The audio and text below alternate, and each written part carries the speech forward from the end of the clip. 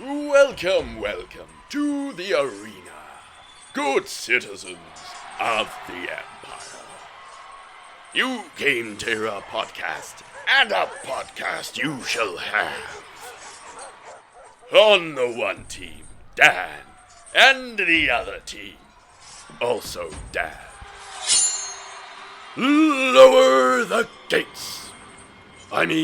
Start the podcast.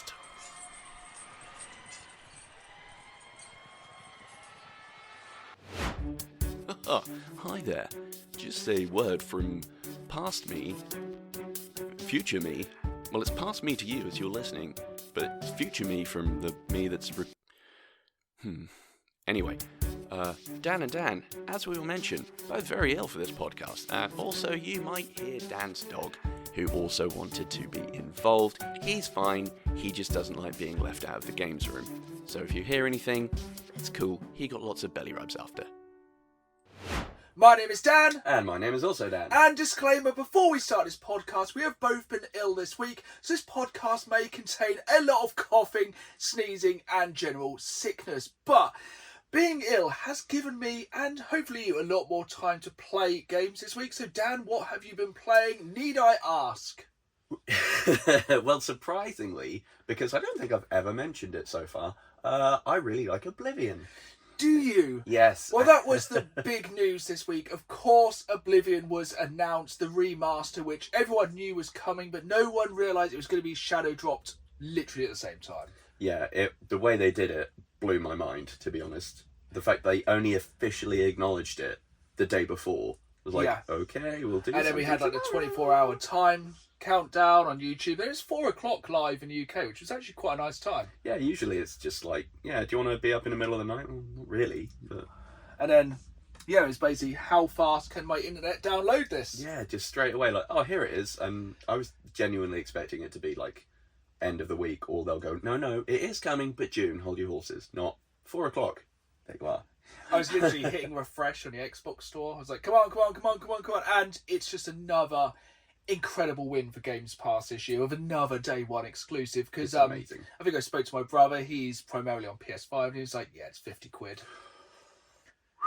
Which is, if you've never played it before, I think I would dare say it's still worth that £50. Oh yeah, if it wasn't on Games Pass, I 100% would have bought it as well anyway. Yeah. I don't care. I'll get my one gripe out of the way straight away. I would have coupled it with a Elder Scrolls 6 announcement. I feel like that would have been the smart thing, just because there's been so little info.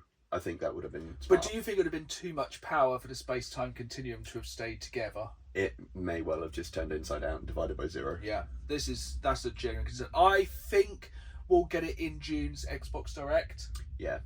And I think this is just building up that kind of hype train, because to give you an idea, it has over 280 million downloads already.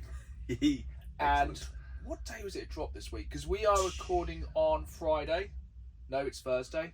You'll be hearing this on Friday, which is tomorrow, and this is today. Don't think about it too much. So the day before yesterday, yes, which is not tomorrow but today, was the day they just dropped. And how long have you played so far, Oblivion? About 10 hours.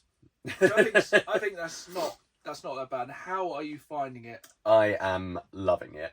It's exactly how I remember, in a good way, not in a it's dated. It's like putting on a comfy jumper. I think that's the best thing about it. It plays, from what I can remember, the same, but it just it literally has rose-coloured glasses on because it looks so much better, and I think the character models are better. No, I don't think anyone's ever going to go back now and say, "I'll play the vanilla version." Hell no, I don't. See, I love it to this day, the vanilla, but thinking in like terms of that compared to this, everything always looked.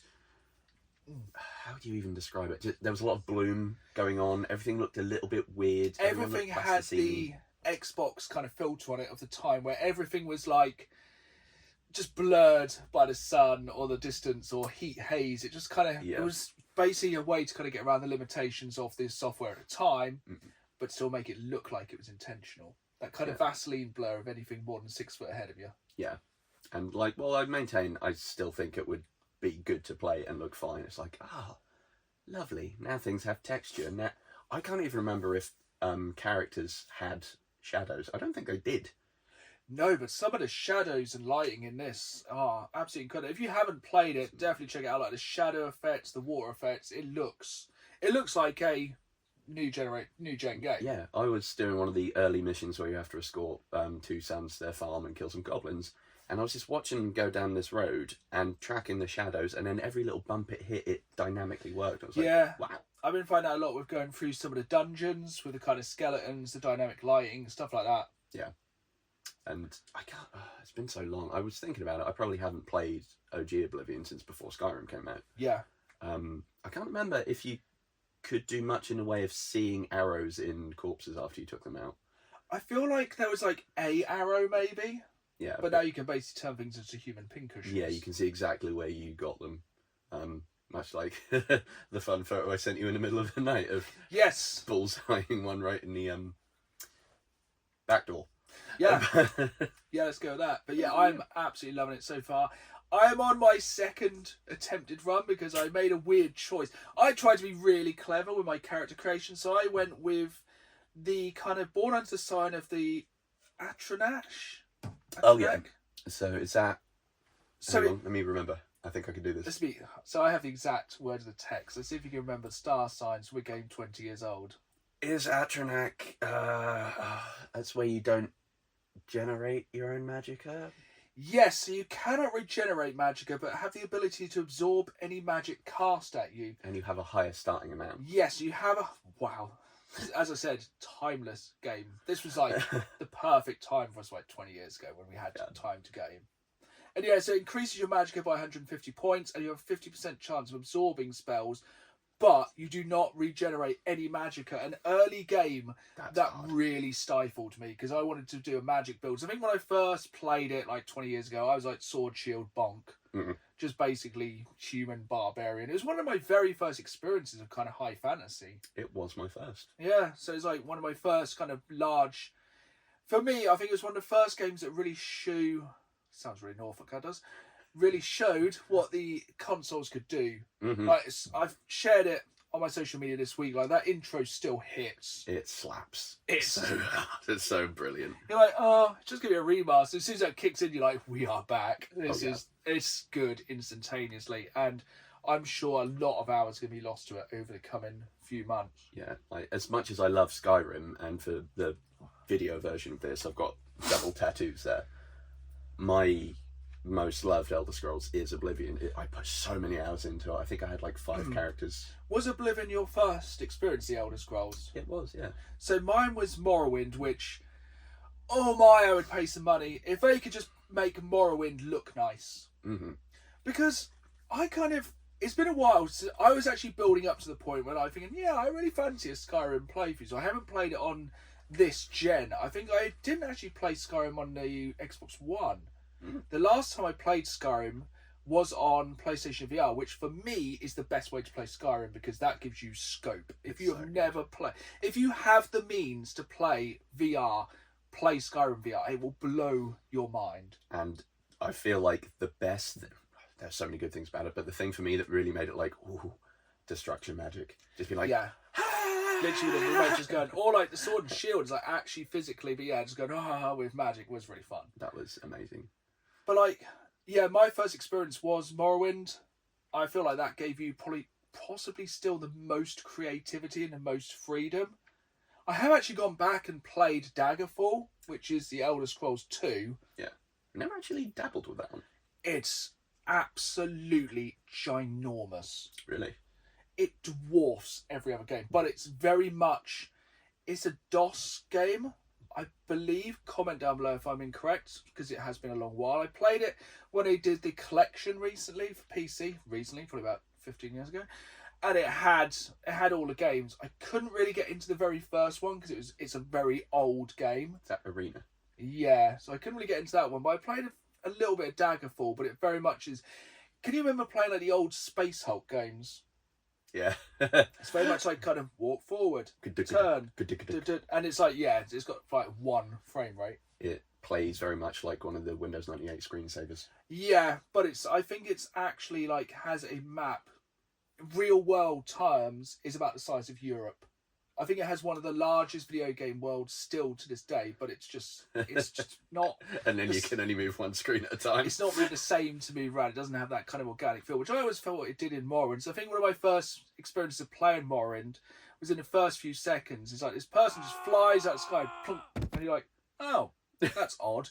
And you inspect their corpse, and it has these boots, which mean you can jump like over mountains. Amazing. Because the thing is with Morrowind, a lot of spells you could basically increase their proficiency more. Nice. So like you could say summon a skeleton, or summon 10 skeletons, or 100 skeletons. If you had the magic power and the equipment used to do it, the ingredients, you could make spells ridiculous. So essentially you could basically jump across the entire map. Love that. But the problem is you then had to find a spell so you could land. Because you're being propelled at the speed of whoever knows what. But yeah, Morrowind Remastered, yes please. Is that one you were then mentioning? Is that then the same person or referenced again in Oblivion? Because isn't there at one point you come across a mage who's like, I can fly! And then he's like, uh-oh. I think there's a lot of like things that are referenced across the games. It's like... Because isn't he adoring fan in Skyrim as well? Or is his legend just kind of carried on so much from Oblivion that the memes are still going? I might have this wrong, and it's either a fan theory or it has been confirmed. I think, isn't he meant to be Cicero, one of the Dark Brotherhood in Skyrim? Because I'm not sure. I know there's an incredible amount of lore. And then obviously the same voice actor and kind of character pops up in Starfield. Yeah, a game I have not spend that much time. I think I only spent about 10-15 hours in. I feel like we just need to wait long enough because you basically get attacked by Boston Dynamics in that game, and we're probably like a year out from that. Go about 6 months. But yeah, so I think that we will be probably playing Oblivion for the next 20 years. More likely, yeah. But we'll be talking more about remasters in the news. What else have you played this week? I have been playing the ever-living hell out of Blueprints. Yes, I'm yet to jump into this one, but I've heard nothing but good things. Yes, I'd say the only bad thing is it is dangerous about how much you will be hooked, because the way it works with it can be very short runs if you get screwed by random number generating, but there's a baffling amount of strategy involved and things you have to learn that then carry over into runs, and then bits that don't, but then you have to think about and plan ahead. Yeah. There's so many secrets I'm uncovering. And I think it's one of those games, the less you know about it, the better it is, yeah? Yeah, definitely. But basically, rogue-based puzzle game trying to get to the 26th room? 46th room. 46th room by laying different rooms. Yeah, in a map layout that only has 45 squares, so I'll be interested by that. Have you got to the fabled room? Annoyingly, no. I have managed to unlock a door in 3 separate runs, but then I've not managed to get to said room. But yeah, definitely one I'm looking forward to jumping into very soon. It's incredibly enjoyable. And I think the other game we've definitely both been playing this week is Turnip Boy Robs a Bank. It's so fun. I got low-key addicted to this game very, very quickly. So every fortnight on a podcast, we set a short game which everyone can complete in that 2-week period. We'll get to that bit in a minute. And essentially, it's a short game, so we can talk about it absolutely full of spoilers on the podcast. So I have finished it. You are crushingly close to the end, aren't you? I feel like that has to be the ending where I'm at. It is the ending where you're at. It's just beating that final... It's not even a boss, because essentially you're running away, aren't you? Yes. Like, I've not got... Is there a showdown with that, like, homogeneous alien lump? So, as I said, massive spoilers coming up. So let's rewind a little bit first. So, essentially, the game starts after Turnip Boy has killed God. Perfect. So, for those wondering, no, of course you don't need to play Turnip Boy commits tax fraud first. Apparently, we did. But basically, this one, Turnip Boy is trying to rob a bank. You have a limited amount of time to go into the bank, steal as much money as possible in order to level up to get further in the bank and do different things. Essentially, it's a roguelike. It has a very, very addictive. I was getting up very early in the morning, just going, one more run. This time, it's basically you do a run, you're like, I'm going to do this, and this time. Yeah. While grabbing as much money as possible, while getting out before the police come. Because have you ever been caught by the police? I've not. I've been gassed by the police. Is that what they do? Because I've always got out in time or died. I got really cocky because I had some good weapons. I'm like, I'm just going to go finish up some little mini quest lines, and then was it Mayor Stinky, the garlic clove, phoned up. It's like, I'm getting sick of this, I'm just going to gas you. It's like, that's a problem. That's quite a dark sense of humour, doesn't it? Yes, very much so. And I like also that all of the people that talk to Turnip Boy, all Turnip Boy does is just goes, never says anything in response. Yeah, it's a very much silent protagonist kind of game. But yeah, it's very good. Basically, you get better weapons, you upgrade your weapons, you take out bosses, and then it just builds up to the end. There's some weird stuff that happens on the way there. Yes. Did you find the secret room where the guy that runs the online seller platform was? No. That was flipping weird. So I found Hell. Yes. And I found what was it? Was it the Lumi Onion? The weird Illuminati group? Oh, yeah. They were really weird. He basically wanted to kill loads of people and just loads of weird... Did you ever manage to kill the Super Fox? Yes. The only thing I didn't kill in that game was the Super Fox. I could not work out the best tactic to kill it. I think in the end, I managed to go back with Turnip Boy's dad's revolver and just gatted the hell out of him. Oh, because that's one of the most powerful guns in the game, isn't I love it. I like the chainsaw. That's fun. I think that might be my strat for getting through the final bit, because the bit that really screwed me over was all of the rubble. So if I just go... Yes, so essentially the end of the game, some things happen in this period, but essentially they're stealing the bank to put it on the moon, obviously. Naturally. And you attach 4 rockets to the bank so you can fly up to the moon, but on the way you get attacked by aliens. I think this was also the plot of Fast and Furious 9. Yes. So basically the aliens, because they have alien technology, you can't hit them. You have to run. So on the lead up, you have to go around the entire bank, beat all the bosses, place 4 rockets in a corner. Then you fly to space. Now you have my attention. Getting attacked by the alien. Essentially, you're so close to the end of the game. You have to beat the alien out of the bank. But it's trying to kill you all the way there. It's basically a run and you run, it guns. Yeah, it becomes and so then basically when you get to where you need to get to, full spoilers for the end here, the Don Pickle. Nice. Does he backstab? No, he gets in a weird rocket and flies the rocket into the alien, killing the alien. Don Pickle. He sacrifices himself.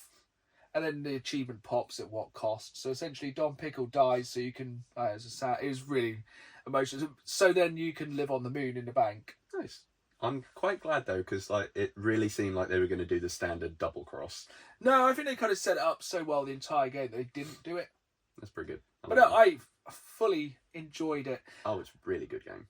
We have set the game for this fortnight. I'm just trying to remember what it's called, unless you've written it down. I want to say it's called, I don't know how it's even pronounced, Jusant, is it? Jusant? So, what was it? I really like the mechanic of, because obviously you get like a pool of weapons that you can pick from to start each run. But also, enemies will drop weapons and you can upgrade what they are by like getting certain things and you'll like find better guns on your run. But if you manage to extract from the bank with these weapons, you can take them to one of your guys in the camp and basically break them down for XP and then unlock better weapons. And they were mainly the weapons I used at that point. There were some wild ones. Like, did you use it was like a daisy but a giant weed whacker? Yes, that thing was wrecked very good. house. I think a lot of like the kind of area effect weapons were very good. There was another game I had that kind of just bounced things around and basically turning into a bullet hell. That was incredibly good. Oh yeah, I think I had one of them. And then you get some, it's like, this will be great. It's like, actually, that was kind of ass. Like, there's anything that was like a flamethrower or minigun was strangely disappointing. Yeah, same as a rocket launcher. Like, I really thought I was going to like the Hellcat you could get from like their Hell arena bit. But it worked kind of like a flamethrower and it was like, wah. But yes, the Down Against Man podcast game of the fortnight is a game called Jusant or Jusant. I presume it's because basically it's scale an immeasurably tall tower, ascend to new heights through diverse biomes, piece together a tower's past along with your watery companion. Ooh. So basically, I think it's quite a chilled game. I think essentially you are just trying to climb a very high mountain. I like it. And yeah, I feel like we need something a bit more chilled. Yes, not bullet hell, not neon nightmares, not Doki Doki. No, I think we're just going more artsy. But I have completed another game this week. So if you remember last time I said I started RoboCop Rogue City, I actually finished it over the space of these 2 weeks. It was about 20-25 hours. That's pretty good. So I have had sickness time to kind of play through it. I really enjoyed it. I can't put my finger on why I enjoyed it. There was certain bits of it that were a real slog. Yeah. So essentially there is a lot of bits where you are going through and you are absolutely robo-copping and just literally blowing apart every mother lover in front of you, just destroying everything, which is fun. But I said last week on the podcast, like, that could get old pretty quick. Yeah. And I think it would have got old very quick. Then it has like a lot of actual police work. Like some of it goes down to such bare, low-level police work. It's like, this car is parked in front of a hydrant. It's like, uphold the law, put a ticket on the car. No way. And then it's like solving murders or like disputes. Like I think there's like a drunk, but he's homeless. And he's like, you shouldn't be drinking in public. He's like, I'm not. This is my home. It's like, you got me there. And you have to kind of decide whether to go on the absolute like full blue line of you're breaking the law. Or if you can kind of go with the public, basically the entire game you're trying to either side with the public or the police. Yeah, it's really good. It's definitely got more depth than I imagined. You can kind of tell it's from a smaller studio. There's like a lot of the levels are set around this kind of surprisingly small kind of area of the city, and you do revisit it quite a few times, probably over visit it. Yeah. And I did do a lot of the side quests. I think I did every side quest in the game. It probably is a lot of padding. One thing I would say, if you do play it, with one playthrough you cannot get enough skills to max out everything. Oh, okay. But one thing I really did like, there's a mechanic where you get different motherboards to put in your gun. That's cool. And like you can add certain effects, but also you have to make sure you don't add modifiers that are negative. So you may have an effect that makes people explode into bloody bits, but it may take the power of your gun down randomly. Oh, okay. Or there's a mod later on where your gun can basically never have to reload. You just hold the trigger and just go and just pepper the entire world. Want. But it might be rubbish against heavily armoured enemies. And later on there are some heavily armoured enemies, including like some return cameos from the films, which are really cool. I don't want to spoil anything about that game. And yeah, I really enjoyed it. Basically 20-25 hour first person campaign. If you're a fan of RoboCop, absolutely yes. If you're a fan of kind of dystopian cyberpunk, probably yes. If you're more of a casual Call of Duty or want a slightly more in-depth story, I'd say no. Fair. Do I enjoy walking down corridors, peppering people with bullets? If not, there's no cover. You don't take cover. RoboCop doesn't cover. Yeah, you don't do any. There's no tactics. It's literally I am the law, that's Judge Dredd actually. It's about Dead or Alive, You're Coming With Me. Yeah, that's where I got. And the annoying thing about it, the most annoying thing about the entire game, which nearly broke it for me, RoboCop's run, the sprint in that game is pitiful. Is it like... What was it? Doom, doom, doom. It's like power walking. It's so annoying. It's like RoboCop, you're being chased by like motorcyclists. It's like, okay.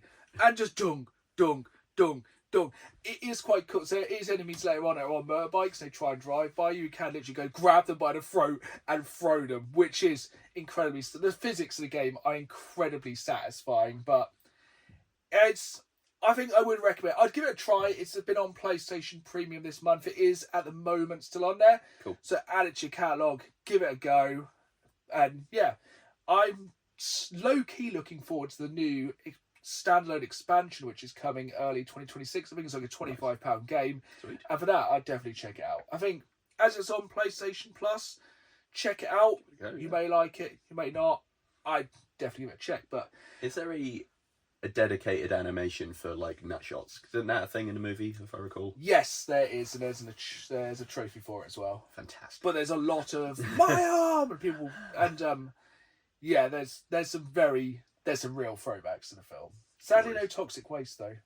Wow. Which was one of my favourite things when I first wrote up. That guy comes out with toxic mace, his like jaw melts off, stuff like that. It's really cool. But we've played. That's a fair amount of games this week. I think it's going to be a lot of Oblivion. I'm away for a week, so I'm going to be hitting up the Switch. Nice. Which I find it difficult to go to Switch games sometimes. Because I think Games Pass just releases a new banger every week. So yeah, I'm going to delve back into the Switch library over the next week. But we'll be talking about that next time. But let's go into some news, and I'll let you start because I'm about to cough up a lung. That's fair. Well, seeing as you just mentioned the Switch, low-key update on Switch 2 status. As of time of recording, today, 24th, pre-orders are back on in America. And as it stands at the moment, and it still could be subject to change, the price is staying as it was initially stated. It hasn't been increased by the tariffs yet. But accessories, they will be potentially seeing a price hike. And this is because apparently a lot of the units they managed to already ship into the States before this nonsense happened. Yes. So currently, okay, whether we'll see like a price jump when they have to do the inevitable restock because they sell a buttload, we don't know. Yeah. So I think so far already in Japan, 2 million people have signed up alone for like pre-order. Because I think with a lot of pre-orders, you need to sign up for your Switch and have the prerequisite that you've played so much time on your Switch and have Nintendo Online to be eligible. I love that sort of what is the more casual gaming company is like, you need to prove you're a gamer. Like, yeah, come on, man. But I think that's exactly what this is going to... The Switch 2 at launch is going to be for the most hardcore Nintendo fanboys. Not saying that's a bad thing, but for me, if you're buying a Nintendo Switch 2 at launch, you're buying it for Mario Kart World. Yeah. That's it. That's just a fact of life. Yeah, and I very much doubt there are going to be any FromSoft heads going like, I want it just for Bloodborne 2, or whatever the heck they've called it. Yeah, it's just Bloodborne 2. But, yeah, there was, so we had the Nintendo Direct, which had a lot more information on Mario Kart World. Which I have not seen, so... Mario Kart Forza Horizon. Nice. So it's essentially Forza Horizon with Mario Kart skin. It has an open world. The Grand Prix, you basically race on a track, then race to the next track, go around the world. That's cool. You have to complete all the Grand Prix and you unlock Rainbow Road. Yeah. There hasn't been any footage yet of Rainbow Road, so that'd be quite cool.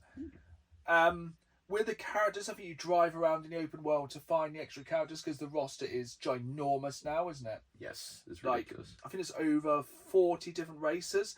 And also costumes, you have to pick them up by driving through drive-through food restaurants and eating the correct food as a correct character to unlock different costumes. I hope, what is it? Moo Moo gets an outfit that's just a Big Mac wrapper or something. I reckon there's going to be some quite weird ones. Oh, from Nintendo? Well, I think Luigi goes through an Italian restaurant and unlocks a gondola, which is kind of borderline, I'm not going to say racist, but it's like, let's go with some real stereotypes here. I think they should have him come out in a hoodie with a backpack and several signs that say depose, defund, or whatever it was. I think it's gonna be wild when it's out. I think the most interesting mode is like the kind of survival mode which I have literally ripped from Forza. Nice. From Forza Fun Live, where essentially 24 races, and every so often they take 4 people out. So just to get to the first checkpoint, you have to be in the top 20, then top 16, then top 12, 8, 4, then eventually be the winner. Which I think that sounds like really good fun. That's one of those game modes that is really fun, but also incredibly stressful. Oh yeah, it's going to be like where the big boys come to play. Yeah, which I would be in the kiddie pool because I suck at driving games, even kart games. Yeah, I reckon if I got it, I'd get really into it.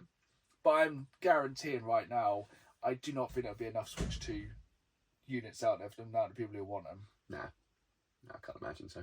But yeah, that is one of the biggest pieces of news this week. But we have breaking news from about 2 hours ago of time recording.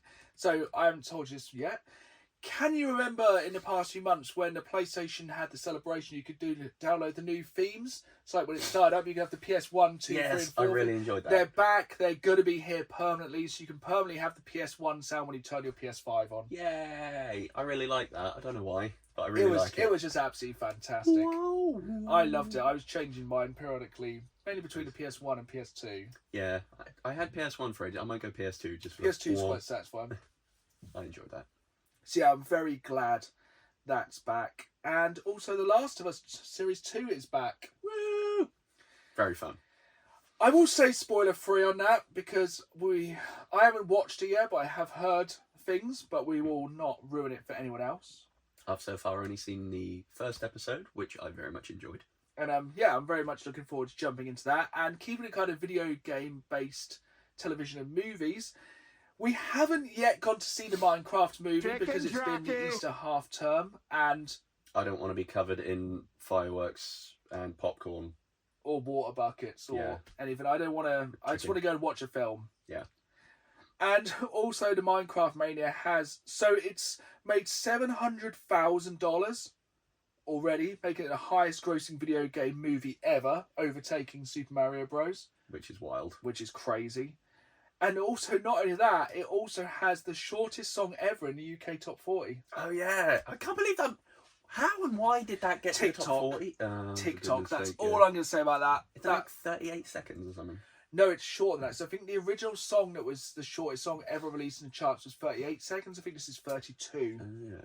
And annoyingly, the lava chicken does look pretty tasty.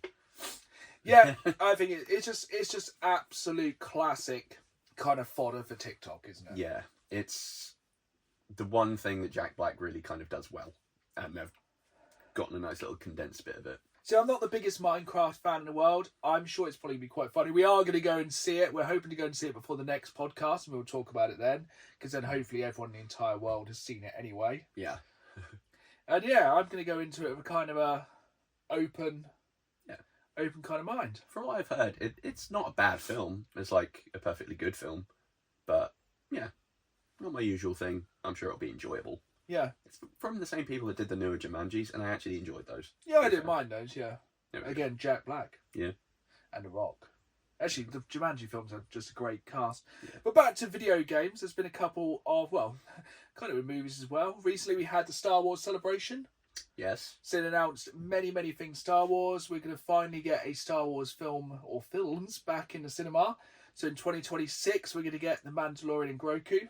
Only in cinemas, which day one, midnight launch. Pedro is having a good few years, man. He has collected the Infinity Stones of every major... Cause I think we've said this before. So he's like Last of Us, DC, Marvel, Game of Thrones, Star Wars... He's in everything. He's in Narcos as well. We've all seen the meme. He's in most things.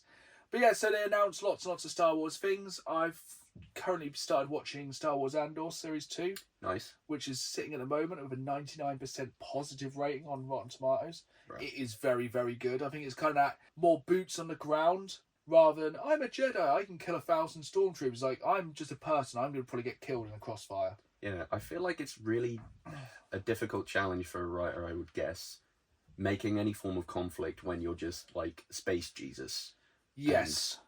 Basically infallible and can take anything down by just going... I think the thing with Andor is we all know how it's going to end.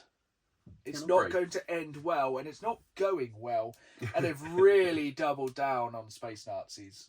Nice. Like, the Empire is horrific in this one. They often say that things in fiction somewhat reflect what's happening at the time, so I don't know where they might be getting that from. Yeah, it's a little bit too... Because it's kind of showing the rise of the Empire. They're just slowly doing slightly worse things, you know, eventually leading up to genociding an entire planet. But keeping it light and video game based, so they announced a new Star Wars video game. Yes. Zero something? Star Wars Zero Company. Yeah. Which I am very excited for. It's a turn-based... kind of combat. It's literally from the people who made XCOM, so it's hard to describe without saying XCOM. But it's from some of the people who made XCOM. I think they recently made Star Wars Outlaws. Nice. Which I've heard mixed things. I haven't played it myself. DLC. Is it? Yeah, I think that was announced as well. But yeah, very excited for that one. I think you can play as a Mandalorian. So sold on that. But what other games have I think you've got some other games that were announced this week. So I don't know if it's been announced, or whether this is the first I'm hearing of it. It remains to be seen will it be any good, but it's called Dreadmore, and it's imagine Dredge, but first person and with first person shooting mechanics. Oh, nice. Sounds like it might be quite good. So you're pootling your little tugboat around, and then squiddy nonsense happens, and you're going to have to defend yourself. Yeah, it's a game I've been looking to get into. Yeah, so that should be quite exciting, hopefully. We've gotten a lot more details about Marathon, which I was asking about. I don't know about you. If they pull it off, I'd be surprised. If they pull it off, I think it could be the new Helldivers 2. See, the thing is, I know they've got chops, because Bungie, when they're firing on all cylinders, are doing right. I mean, Halo, good. Destiny 1, once they stopped farting around and actually had a plan. Good. When Destiny was running well, Destiny was fun. It was god tier. What does put me off about it is looking at it at the moment, the visual style, I can imagine it giving me an ocular migraine within 10 minutes. Yes, it has that very much 80s future look. You know when Helldivers goes wrong and you get the pink sky? Yeah. It's just that. Yeah. It looks like a lot. It looks like kind of Super Hot meets Helldivers. And I'm hoping it could be good. I'm hoping it's going to fill could be Helldivers hole. Yeah. Because the Illuminate are literally on the outskirts of Super Earth. Yeah, they are in the sector or at the edge of the sector. There's nothing left between them and Super Earth. So I don't know if it's just the galaxy's going to end. I, for one, welcome our new Squid Overlords. Yeah, so that's interesting. We had to always get in our little bit of Helldivers 2 each podcast. But yeah, anything else you've seen coming up? What we've got a new trailer for FPC Firebreak, which is looking even more fun than ever. 100% going to try. I'm sure we'll probably 100% try that together. Yeah, that'd be quite a fun one to stream, I reckon. Yeah, definitely. We can find an evening. We've got games dropping this week. Not announcements, but ones that are coming soon or already come as of today. Claire 33 or whatever is it Operation Claire or just called Claire 33? I'm not sure. It's not one I think I'm aware of. It's a mix of open world sort of adventure things and turn-based combat, but with some more dynamic bits to it. So it's not just turn-based. You also have to do some free aiming. You do parrying and whatnot. Nice. From what I can understand, the story is there's someone farting around and just like drawing numbers on stuff, and anyone above that age is gone. Oh, I think I have seen a trailer for that actually. Yeah. Is it like Expedition 33? Have I got that wrong or something?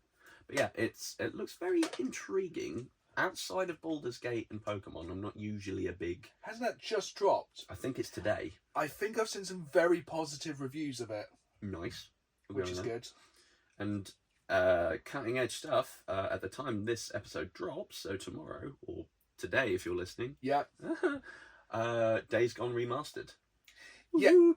I will hark back to what I've said in previous podcasts. If you haven't played Days Gone, there's never been a better time, and you should play it. Oh, yeah. If you've played it before, probably don't bother. Yeah. You can have, like, hordes of about 800 zombies or something. It's like 3 times more. It's ridiculous, and it'll be absolute chaos. So the only game I would add to that is a big, take this with a spoonful of... the rumour of the Fallout 3 remaster. Yes. Yes, please. So, what I've seen... one thing has said it is confirmed, but just wait a bit. It's not anytime soon. I think they've kind of done the classic. It would be ridiculous to release Oblivion Remastered this month and then Fallout anytime soon. They need to release it in a dead kind of time. Yeah, especially getting closer to whenever the heck GTA is going to drop. Because Oblivion had no reason to drop when it dropped. No, just on a Tuesday afternoon. Here you go. It's like, oh yeah, it's just... We're getting backlogged this year. And that's just like, oh, here you go, have 100+ hour RPG. It's like, oh, nice one. That's not what I really needed. So, yeah, honey, order the vitamin D pills. I'm not leaving the house. Hopefully that. But we will be talking about our favourite open world RPG games later in the episode. What have we got? We've got soon, also, quickly, not one I'd be massively interested in, but still cool to see it's still going. And that is Fatal Fury. It's getting a new game, I think, next week. Okay, you set me up nicely for this one. So, obviously, of course, this week, here comes the rant. This weekend was WrestleMania weekend, or as most people know it, Easter. But this was WrestleMania weekend. And it was sponsored by so many video games. And one of the main games it was sponsored by was the new Fatal Fury. And yes, it does look incredibly good. And yes, they did do some Fatal Fury-inspired entrances. And yes, they did put advertising everywhere. And I do mean, insert expletive here, everywhere.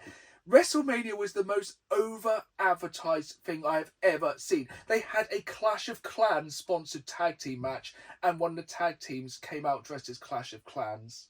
It was beyond stupid.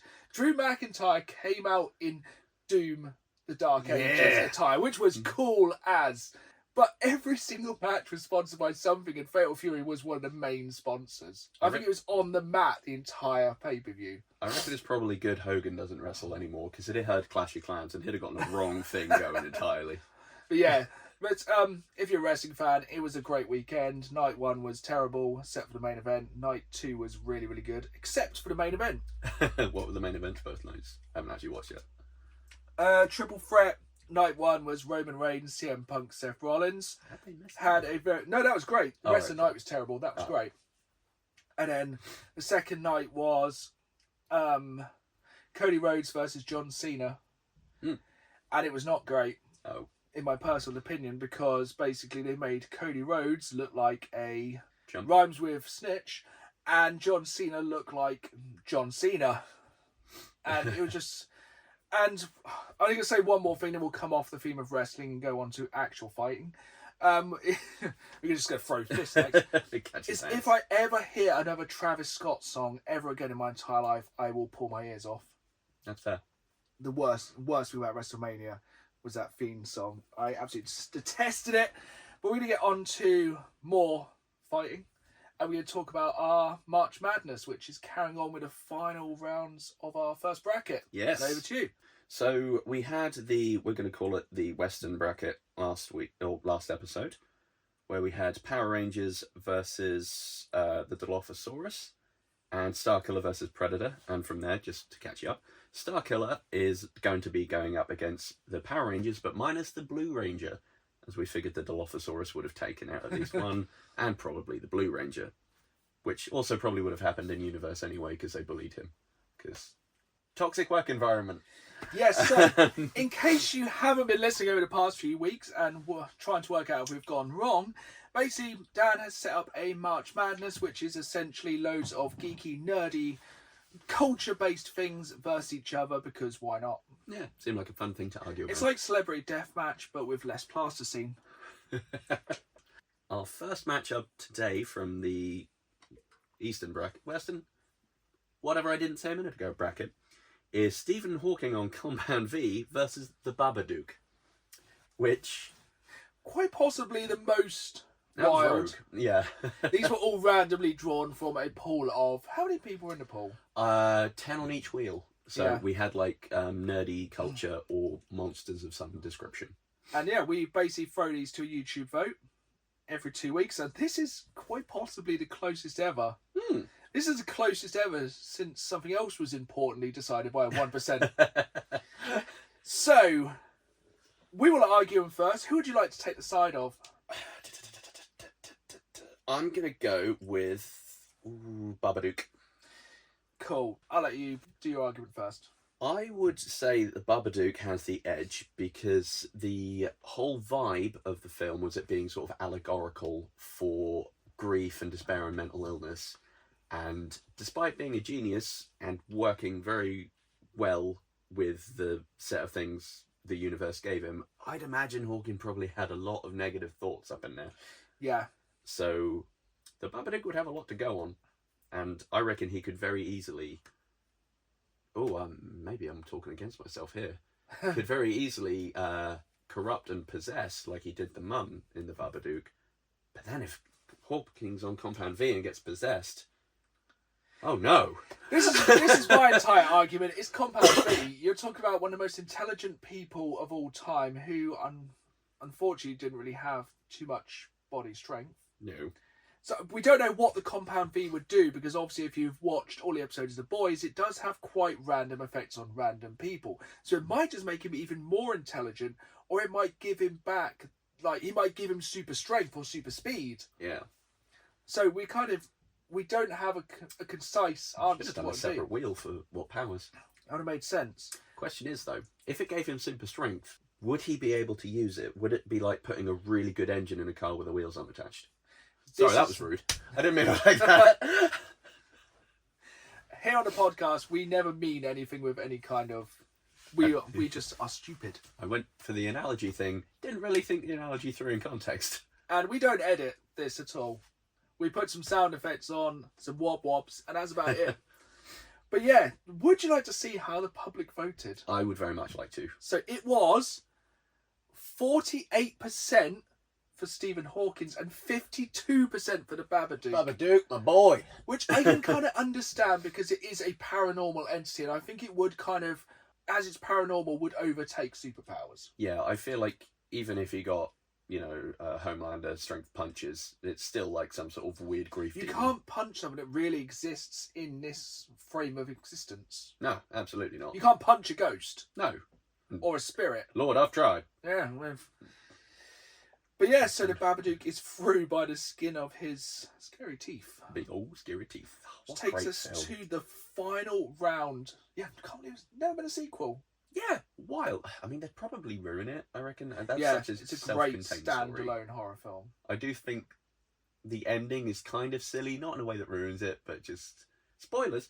The Babadook ends up just becoming like a pet that lives in the basement, and they feed worms, like as a thing.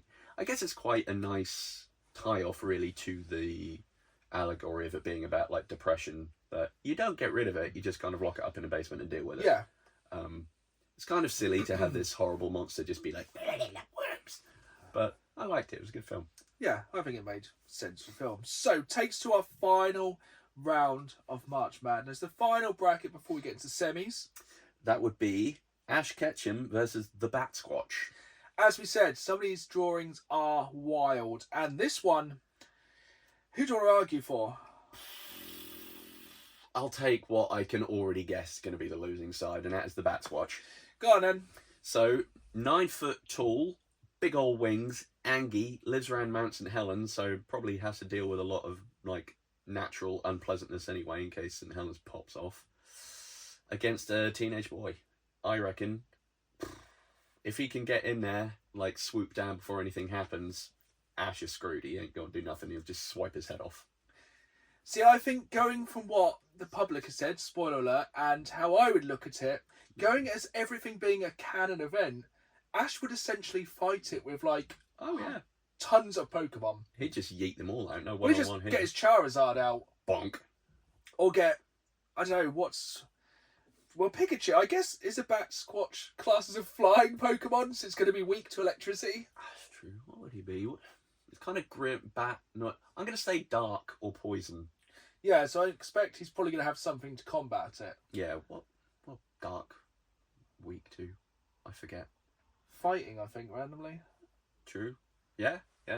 He's got like a Graveler or something, then he just chuck that out. But yeah, regardless of that, I will agree with what Mistaken Stranger 8343 said over on YouTube. Give Ash a Master Ball and it's all over. Yes, this was, I think, what we mentioned in the first time when we drew the brackets. Like, he could very easily just catch the Bat Squatch. Because we're trying to take it as everything being canon to everything. So essentially, throws a Master Ball at it. He's taking it with 76% of the vote. Oh yeah. Ash is taking the Bat Squatch into the next round. So not only Ash wins, but also takes it through. So kind of both win almost. Well, one's now a slave That's true. Oof, definitely not a and winner. lives in a ball. Sponge, but wait, no. The Babadook then goes through to fight Ash Ketchum with all of his Pokemon and the Bat Squatch. That's... Damn! So what do we have on the other side of the brackets? We'll be putting these votes up to the public over on YouTube the next fortnight. So the other side of the brackets that will decide our final is Starkiller versus 4 of the Mighty Morphin Power Rangers. And then on this bracket, the Babadook versus Ash Ketchum, now packing the Bat Squatch. Perfect. So yeah, we'll be throwing it to there in the next 2 weeks. That's going to be wild. Talking of wild, we're going to jump into another crazy story which my wife has found over on Reddit before we get into our favourite open world RPGs of all time, going Glorious. off Oblivion. And today's Tifu. What are we going to have that stand for this time? Today I fudged up. By accidentally buying games in the night. So it may be quite similar to last week's story, but... So, recently I've been using a macro to do some farming on games on my Xbox, and so I don't have much time to play during the day. Not having time to play games. What? Doesn't really compute. One makes time. No, you make time. You make time for the ones you love. Or you stay up. Or you just don't sleep. This morning, I wake up and start swiping through my notifications, so I see several random charges on my PayPal. I open it up for more details. See, it's just for several games totaling just over £200, made at 3 a.m. My first thoughts are either my cousin decides to treat himself or somebody hacked my account. Both of these motions were dismissed when I went to check on my Xbox, which was mid-download. I noticed some weird behaviours though, as the screen would just cycle between buttons, clicking and then back to circling, which made me realise the macro was still running. Going back to AI here, folks, AI is bad. No likey. Somehow the macro had escaped my game and gone to the store to treat itself to a few games in the night. Immediately I'm a little annoyed, as that was the remainder of my paycheck and I only have 15 minutes before my bus leaves for work, so I can't deal with it. When I got back home, I luckily found the refunds page on Microsoft and got them all refunded, as well as putting a lock on the item store so no games could be purchased without me in the future. I can't believe the macro... Just escape the confines of where it was. I'm going to... First opinions, as I gave some comments. That is somewhat... I mean, what was the macro for? Like, exactly. That's what I'm trying to work out. And, like, was that some... Because macros are very specific bits of code for, like, repeated actions, aren't they? So what did they put in there? I presume... It sounds Diablo to me. Oh, maybe, yeah, because they've got the whole online, like, in-game marketplace, haven't they? So I expect it was resource gathering on something. And then it got out. I'm trying to scroll through the comments and find out what it did, but I think one of the top voted comment right the way at the top is it became sentient and needed to be fed more games to farm. So obviously it was trying to find... I expect it was put on something really boring, and it's somehow... I expect it was something like Diablo, and the game's crashed, and then it's just gone to the same screen. Oh, yeah, maybe. Oh, somebody said it's probably Minecraft away from keyboard farms. Yeah, as soon as it gets out and it's like somehow inexplicably keeps trying to run on what's open. See, they're the kind of games that if I don't have time to play, I wouldn't be playing something that requires hundreds of hours. I'm really trying to find out what the game was. That's what's... If I find out before the next podcast, we will let you know. Because I think the person said that really annoying. I'm going to drop it in here and then disappear forever. Oh, good. Well, maybe it spread. Maybe it got to its smart fridge and eating. Maybe it just posted it itself. But yeah, I just wondered if you haven't got time. There are games I would love to play that I have not played due to lack of time. But I would not get a macro to Elon Musk it for me. No. Throwback to our very first episode, we found out that Elon Musk was not a real gamer. No. Or a real person. No, maybe. I think he's sculpted out of butter. I think he's just a construct of our collective consciousness. I was really worried about what you were going to say there. Definitely a construct. He's a construct. Let's pull out of this and go from the real world to the open world and our favourite open world RPG. So, that was a good segue. With Oblivion dropping this week, it's made me kind of get to thinking that is both one of our favourite open world RPGs. 100%. So we're going to basically talk through some of our other favourite open world RPGs and if we'd like them to be remastered or if they're okay how they were. So I will let you begin while I have a quick refreshment break. So because we haven't spoken enough about it, one of the ones on my list, because I couldn't dance around it, is Oblivion. As we touched on earlier, it was my first foray into Sword and Shield kind of gameplay and high fantasy, and I think it was my first, like, I'm going to say proper RPG I ever played. I played it on PlayStation after playing it around a friend on Xbox and then waited with bated breath for them to finally port it over. Yeah. And oh my goodness, sunk so much time into it straight away. But can you remember the thickness of the manual that came with that originally? No, actually. It was wild. It was so big. It's like, what is all this stuff? And having not played an RPG like that before, it was very daunting, and I did not know what was happening. I do remember sprawling the map out in front of me. That was so nice. Yeah, that was it was a time, wasn't it? Yeah. I've gone quite left field with most of the games on my list. Oh, nice. So I'm going to start off with Shadow of Mordor. Ah. Because I think it plays like an open world RPG. You basically skill your character up, but it's the fact you can kind of skill up your enemies as well. That's fun. So for no one who's, if people haven't played it, it has a nemesis system, which I don't think any game has used up to this point, touch wood. No. So essentially, if somebody killed you, they grew more powerful. That's pretty cool. Or they could, like, say you set somebody on fire but they didn't die, they'd then be scared of fire. Or you could not kill somebody and take them over. So they were like a shadow agent in the ranks. That's fun. It was really, really, it was such a cool system. I think, like, in one playthrough, I essentially had the entire, like, orc and what are the other kind of enemies in that? That's one of the ones I have in my collection but haven't played. Oh, it's wild, because, like, basically you could set up, like, the entire clan to be against, like, the one boss, and then go, by the way, and then just click your fingers and everyone would just attack. Like, you could have, like, ogres and, like, everyone, like, all these sleeper agents. It was so good. They did release a sequel, which I didn't enjoy as much, and it was just such a cool kind of, it was one of the best Lord of the Rings games, which kind of expanded on it, even though it had a terrible ending, which I won't spoil, but it's awful. It was such a good open world RPG, just because of that nemesis system made it so incredibly different. And it's a really cheap game, which I don't think needs a remaster. It's on PlayStation 4 and Xbox One. I'm sure it's got upscaling on PS5 and Xbox Series X. And yeah, it's a really good game. Definitely worth checking out. And it's super cheap as well. I am perpetually sad, though, that they did trademark that whole Nemesis thing and then the series died. So whether we'll see that come back in any way, shape or form is another Probably thing not. Yeah. Especially with licensing. But yeah, back to you. Kind of keeping it on topic, I say on topic, sort of on the usual recurring themes. I'm going to go Pokemon, but specifically Heart Gold. I would call that open worldish. Yeah, I think with most of the Pokemon games, you can basically say they're open world. There's a slight choice, definitely with some of the new ones like Violet and Scarlet. They are literally open world. You can kind of do whatever you want in whatever order. But yeah, I think we make the rules here. Yeah, especially as fairly certain, if I'm remembering rightly, Heart Gold is the one where you have like the Poke Olympics. Yes. So any game that has something like that thrown in it when it has no right to, I'm going to say it's big enough to call it an open world. Yeah. And yeah, it was one of the Pokemon games I've probably sunk the most time into. Really enjoyed it. Found it very fun. Just very pleasing game, innit? Really. I would like them to remaster those. That'd be well good. Because money! Replaying Heart Gold or Soul Silver now is expensive. Yes.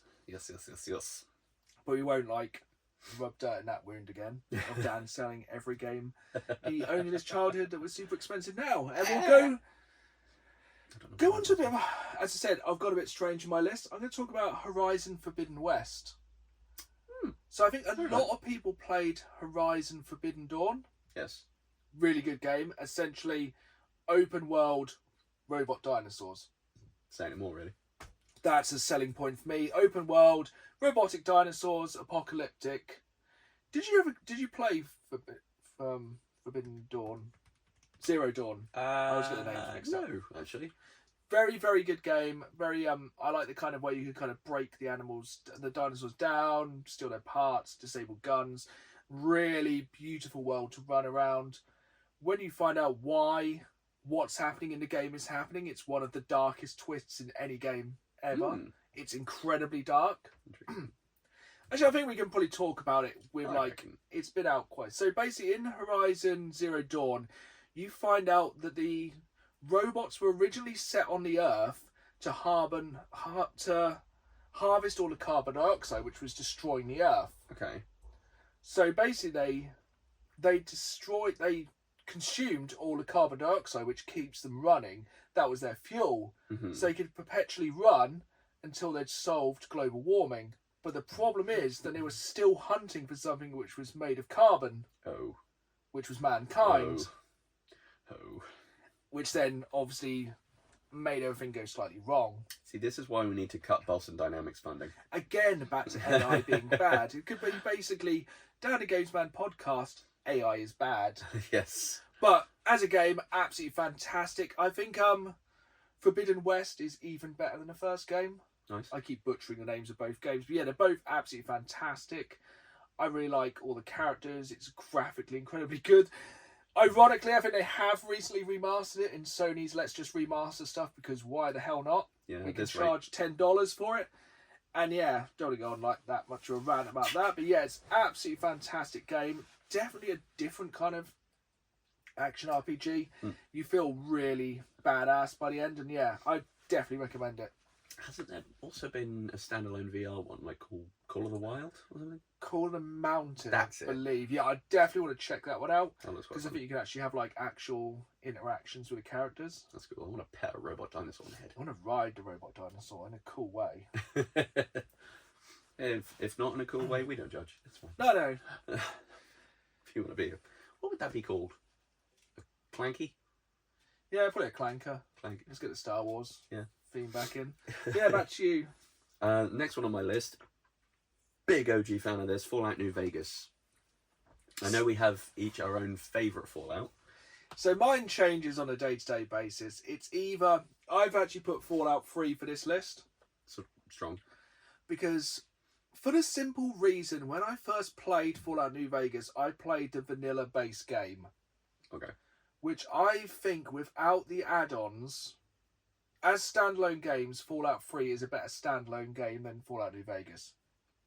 Fair play. Because I think a lot of New Vegas is empty. There is a lot of It's like- sparse. So here's a train station. Cool, what's there? Well, it's a train station. And then like Fallout 3, you'll kind of go somewhere, there'll be a quest line, yada, yada, yada. Yeah. And I think New Vegas has more... It's more kind of concentrated areas of activity. Yeah, little hubs, as it were.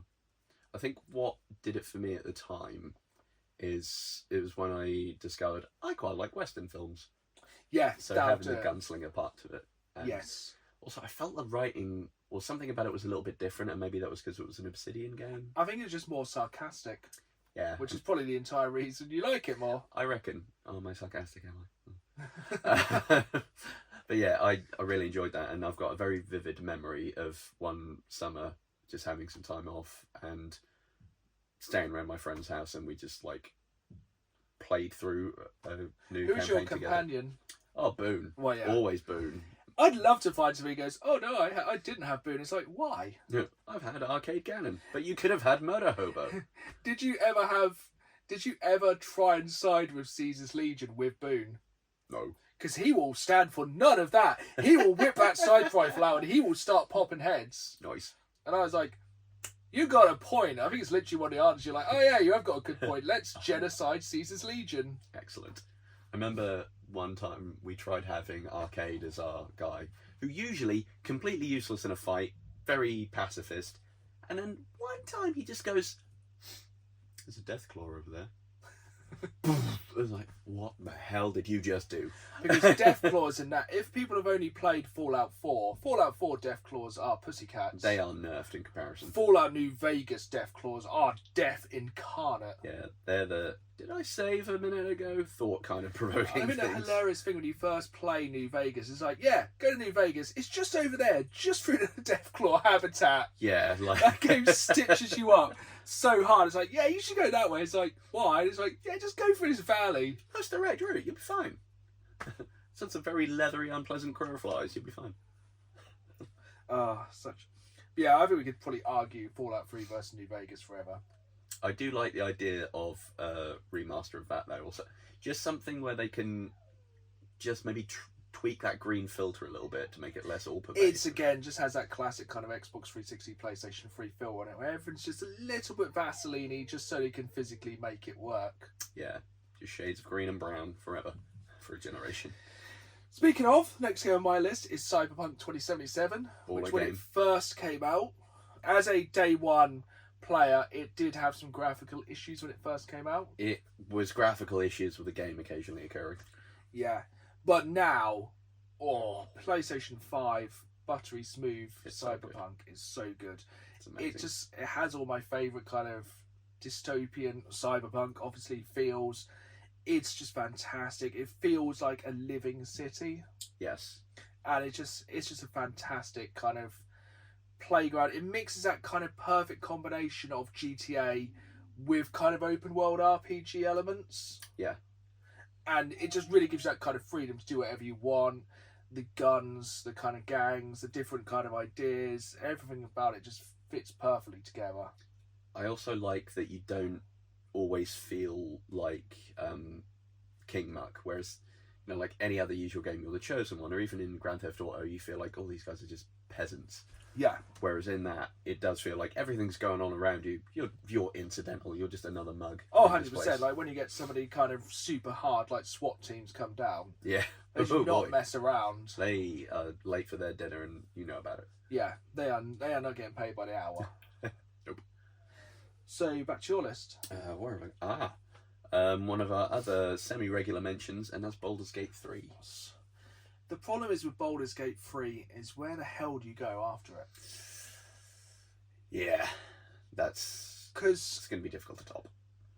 that is because it's a party-based, turn-based, rather than kind of first-person like Oblivion or Skyrim. So you kind of otherwise anything team-based like that is kind of It does a weird thing of being somehow really immersive, because I guess it's probably the character interactions, even though turn-based combat and like the camera angle, you're not being like player insert, seeing it through their eyes. It manages to be very connected still. I think that's the thing with that game. It takes role-playing further than it puts role-playing on top of combat. Yes, the world just feels very rich and well realised, which is quite nice. Because we're playing in one of the greatest universes ever created with the kind of D&D universe. true. There's so much lore. Oh boy, is there just so many bits that, like, if you really start scratching the surface, like, oh, or if you already know it, you do the sort of If you know, you know. Yeah, Like you're Johnny. just DiCaprio meme. But yeah, it's amazing. It's one of the first, excluding Pokemon, one of the first turn-based RPGs I've really sort of clicked with, because sometimes I just find them a little bit clunky. Yeah. But I don't know whether it's just I really liked the universe, so I gave it more of a chance, or because of how it's put together, it just really works for me. I don't know what it is. It's an absolute masterpiece, and I will have no one say anything else. No.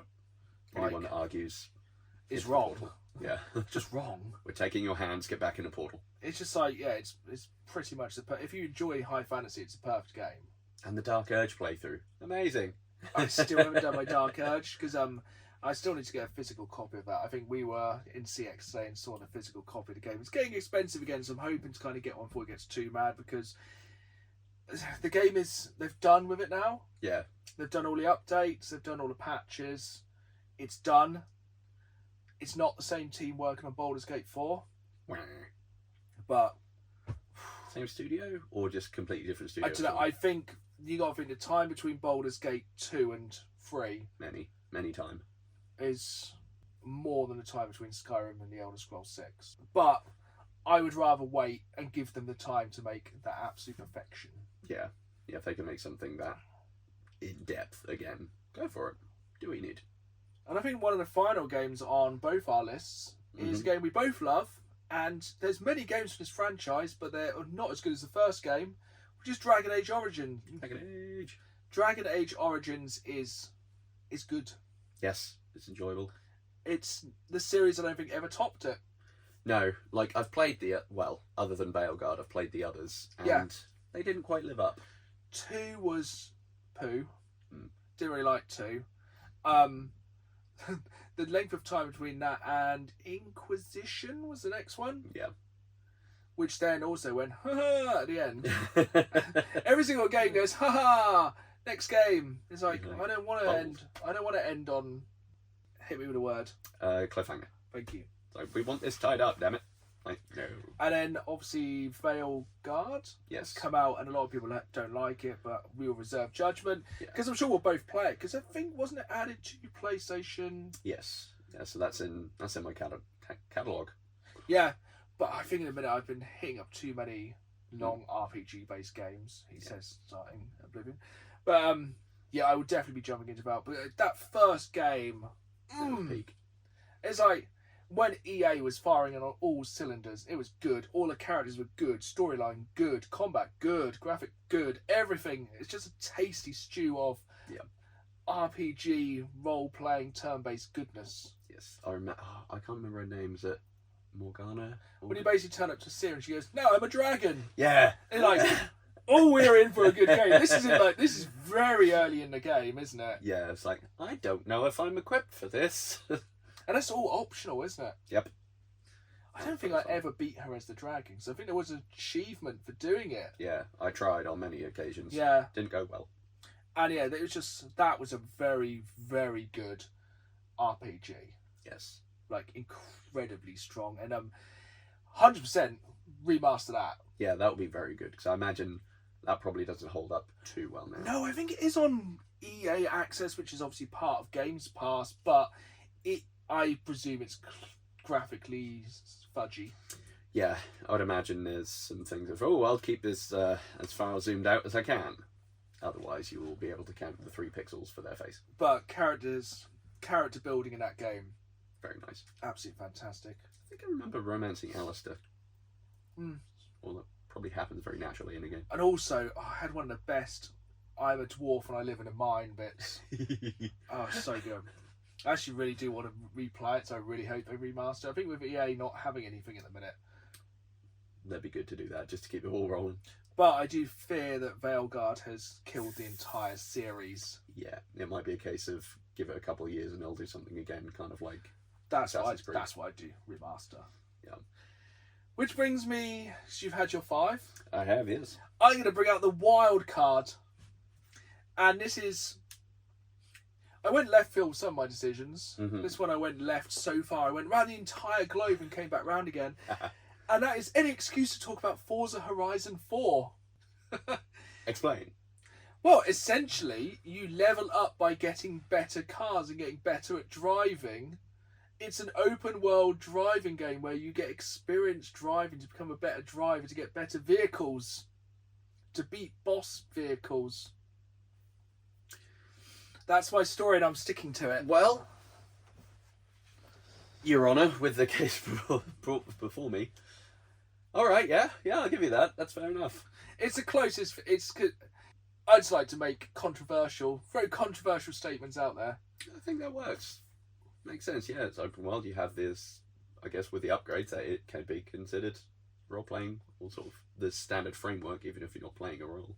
And because I played it during lockdown, I was playing the role of somebody who could go outside. That's a fair point. Yeah, I suppose if you can do that sort of insert in there. And being able to drive around the UK at 130 miles an hour destroying public property. It's like being in Milton Keynes. It was, yeah. But comment down below if you're watching over on YouTube, watching the video version of this, your favourite open world RPG. And we are coming to the end of the episode, but we still have some questions from you viewers. We're going to start off with a question by Kieran. And he asked, I think we have answered this question before from another viewer, but I flip-flop on this answer all the time. And it is, if you could only play one games console for the rest of time, what console would you pick and why? Do you have an answer lined up or do you need a moment? I have an answer. I would go PlayStation 2. I feel like you went PlayStation 2 last time. Yeah, I'm sticking with the guns there. I feel like third-party wise and first part, there was just such a big back catalogue. And yeah, there's a lot of shovelware, but if you can only play that for all of time, you got a lot of time to go through. Yeah, still one of the largest gaming catalogues of all time. Mm-hmm. How's about you? I'm going to Xbox 360 because we've got so much 360 nostalgia this time. Because essentially, it was a time where people were taking chances with games. You got some of the best first-person shooters of all time. Some of the best open-world RPGs of all time, as we've discovered. Fair point, yeah. A lot of the games still stand up today, graphically. Yeah. If maybe you don't play them on like a 65-inch 4K TV. If you play them on a slightly smaller TV or a monitor, if you play a lot of the 360 games through Steam, if you're cheating slightly. Or like, I just think the 360 has still to this day one of the kind of strongest catalogues of games overall, for having games from literally every single genre. Crackdown 2. Not 3. We don't talk about 3. No. Since Terry Crews, that game has literally nothing to go for. But yeah, 360 for me had such a wide range of games available that I just think is absolutely fantastic. I'm really sad that when they did, what the heck was it called? Basically, the same people tried to redo Left 4 Dead, didn't they? But with a different license. And they kind of balked it up. Can I see it from here? Back 4 Blood. That's the one. Like, I loved Left 4 Dead, as kind of limited as it was just fun. But Back 4 Blood didn't really do it for me that much. No, Back 4 Blood just didn't really capture that kind of perfect essence of like what I don't know. I couldn't put. Maybe it was the toxic community of the Xbox 360 Online. That could be it. Which, if you were there, oh my, I learnt some slurs that will never be repeated. Maybe that's why the party system doesn't work very well anymore. They've tactically nerfed it to try and reduce how many random slurs you can incur in a day. Yeah, the Call of Duty Online servers were... Bro. I reckon most people would get arrested now for some of the stuff that was said on there. Oh, 100%. Like, they'll be like, hate crime, hate speech, you go now. Yeah. Not that we're condoning it in any way, shape or form. It was horrendous. Yeah. Although, don't camp. Yeah, true. That's some of those... Or the worst was the noob tube. Starting a game of 5-on-5, so we go boonk, and you're like, I'm dead. Here You're it like, comes. but you don't need to bring race or gender or No. anything into it. Just call somebody a see you next Tuesday. Commando Pro class. Exactly. That was horrible. Oh, next up, sticking on, not even remotely sticking to topic. Question from James Ford: how much would somebody have to pay you to shave your beard off? So I don't think I've known you to have not a beard. Yeah, my wife occasionally jokes about it and how it'd be funny. I'd be like, well, no, and if you try and shave it off, we're going to have a problem. But you've changed your beard periodically, haven't you? Yes, I did do like the Wolverine when Deadpool and Wolverine came out. Kept that for a while. That was strong. Kind of fun. Should have to bring that back at some point. I'd do that. That'd cool. be good. Maybe one day. Maybe Halloween, I'll just dress up as yeah, Wolverine we just again. do Wolverine and Deadpool. That'd be well good. That'd be cool. Fun fact, last Halloween work, I did that, and I was the only person to dress up. All previous years, everybody else has. Was fun. Always fun at Halloween when no one else dresses up. Yeah, and you it's have like to inviting somebody to a fancy dress party and changing it last minute to black tie. Yeah, 8 hours dressed in yellow spandex. It was an interesting look for me. What was the question? Oh yeah, beard. Ooh, it'd have to. I feel like an inordinate amount just because I don't want to see my own face without a beard, if I'm honest. So my wife has never seen my face without a beard. We've been together nearly a decade, so that would probably confuse her. I don't know. We could get away with some shit though, couldn't we? Yeah. Not too bad. I think we've got 8 episodes. 8 episodes. 8 episodes in before Dan's 4 once. That's good for me. Not bad. I'll believe it. It's fine. Yeah, you can believe it. I'm really surprised we got that far. Yeah, actually. Yeah, we could get away with some stuff not having beards because no one would ever recognise us. Like, if I didn't have the beard, I could have sworn then. We wouldn't have known who it was. No. See, watching this back, you'll never know that he swore. Because he didn't have a beard. I don't know, we're getting off the piece. But no, I don't think I would shave my beard off because it's kind of become part of my identity. I think the beard just kind of owns me now rather than me owning the beard. Yeah, and it's like always a fidget toy you can kind of have there. Even though mine's not very long, I like to just twizzle it when I'm thinking. It just makes you look more intelligent than we ultimately are. And without it, oh boy, I'd look dim. Yeah, I'd probably look very young. I wouldn't be able to buy 18 rated games anymore and I'd be sad. That's true. In the last couple of years, have been ID'd by Monster, and I'm like, come on, look at me. I'm tired and old. I require the monster. Yeah, look at the grey hairs. Just do it. So we have lots and lots of people that always ask me about Holy Grail items, bits like that.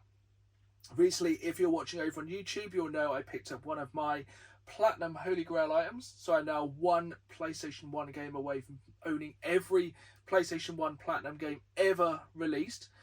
But recently, I've had a delivery of, I wouldn't say it's not a Holy Grail yet, but this was a severe FOMO item. This was a pre-order, and I knew if I didn't get this, I was going to regret it down the line, and I would probably be paying more for this in the future. I don't know what this is either, by the way. I feel like you possibly do know what this is, Ooh. but I'll let you open it up. This, Ooh. you can still buy this at the moment. But Oh, I I know. believe in the future this is going to get expensive, and yeah, it's nice, isn't it? It is open, so just mind the controller. You might have to do an upside down, twisty kind of thing here. It's the Doom the Dark Ages limited edition Xbox One controller. That's awesome. Do you want me to have take? I daren't. So I know how pricey these things are. I'm a big fan of these collector's edition controllers. I'm very, very excited for Doom the Dark Ages, and I like to pick up these controllers boxed. And with a lot of these limited edition Xbox controllers, these get expensive over time. If you see the price of the Sea of Thieves controller, especially boxed, you're looking well above 100. So this was 75, which isn't like, I'm not like, oh, that's good, but I believe in years to come, and it's got one of the nice D-pads as well. these are going to get super, super expensive. And just Look at that boy. Look at him. hopefully you're watching over on the video version. If not, just tune out now. Just imagine a really cool controller. It's basically a blood-splattered Doom helmet-inspired controller. It's spiky. As you said, it has the good D-pad. Rather than the A-B buttons, it has kind of Doom glyphs. That's cool. It has a kind of Faux leathery rubber. faux leathery kind of scales on the back. That's cool. It's really, really nice. And these are the kind of items that I believe in years to come people are going to be trying to get and not be able to get. Fun question. Thought experiment. Would you pay 150 for it if it was slightly larger and had a screen that played Doom? I'm actually surprised it doesn't, I am too, to be honest. because that would not surprise me of how Doom things are. And there is a more expensive controller. There is a Pro controller, which is 200, which does have all the interchangeable bits. There is also an Xbox Series X skin, which is 50 quid, which looks like the Doom glyph, which is sick. And Pretty cool. the temptation is there. But yeah, I feel like in years to come, if you watch this back in 10 years' time, I think people will be trying to find this controller, and I think they will struggle. And FOMO's a hell of a thing as a collector. Oh yeah, 100%. And yeah, I didn't want to miss out on this one. We have one last question which came in this morning from James Skinner, who asks, at the end of every video, I say, see y'all soon. I have no idea why I say it. It's just been a YouTube thing that I've said for so many years now, and it got me questioning why I even started saying it. No, I know what you mean. Yeah. Like, I think it's just because, like, when you get something into your vocabulary, it becomes so stuck. Yes. And it's kind of like, it's just kind of a characteristic now. It's kind of a small catchphrase. Yeah. You need a way to sign off, don't you? And I guess if you find one that then flows easily. And it's the perfect segue to end this episode. So I hope you enjoyed this episode. If you're listening over on Spotify, anywhere like that, make sure you hit that follow button. Leave us a 5-star review. It does make a difference. Show us to your friends in a normal kind of way.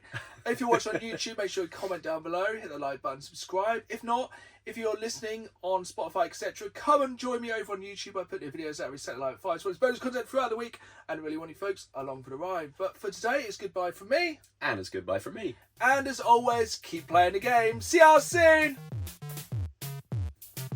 Yeah, I always used to say toodaloo.